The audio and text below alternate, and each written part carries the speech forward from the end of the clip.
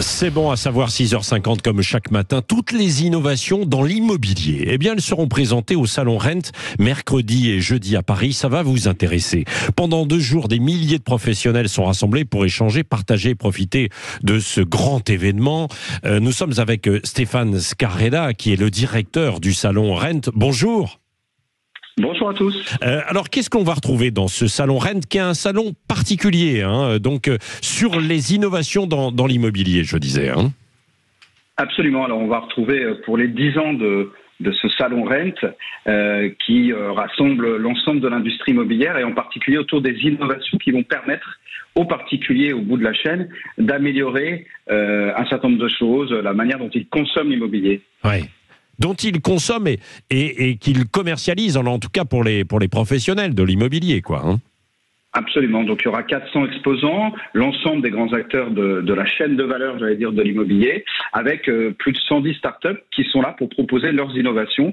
Et ça va aller de comment améliorer de l'être sur le DPE à comment on traite la réversibilité des logements post-Jeux Olympiques, par exemple, ou encore quelles sont les alternatives au crédit, puisqu'on sait que c'est un point sensible en ce moment, pour les particuliers, pour pouvoir accéder et mettre en œuvre leur projet immobilier. Oui, parce que c'est vrai qu'il faut faire preuve d'imagination dans le contexte actuel de la crise de l'immobilier, avec ces taux d'intérêt qui sont élevés, des prix qui ont tendance à revenir à la baisse, et puis aujourd'hui, le besoin, la nécessité d'isoler en fait les bâtiments. Alors là, il y a beaucoup de choses.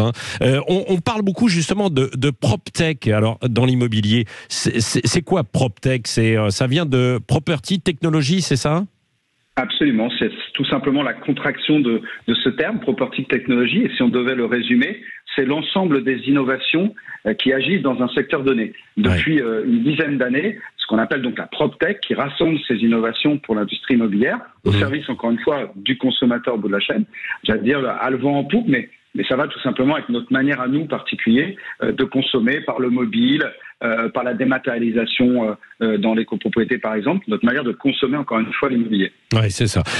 Alors, ce sont les 10 ans du salon parisien du Rent. Vous êtes fiers de l'engouement de celui-ci, de chaque année, en fait, autour de ça? Écoutez, c'est devenu, si j'en crois en tout cas l'écosystème, c'est devenu le rendez-vous de l'industrie immobilière. Ah oui. Les professionnels apprécient de se retrouver sur cette édition parisienne parce qu'on a aussi des éditions à l'international. Donc si on doit avoir une fierté, c'est cette année pour les 10 ans, c'est évidemment dans un momentum qui est particulier. Vous l'avez dit, on traverse quand même une crise de l'immobilier.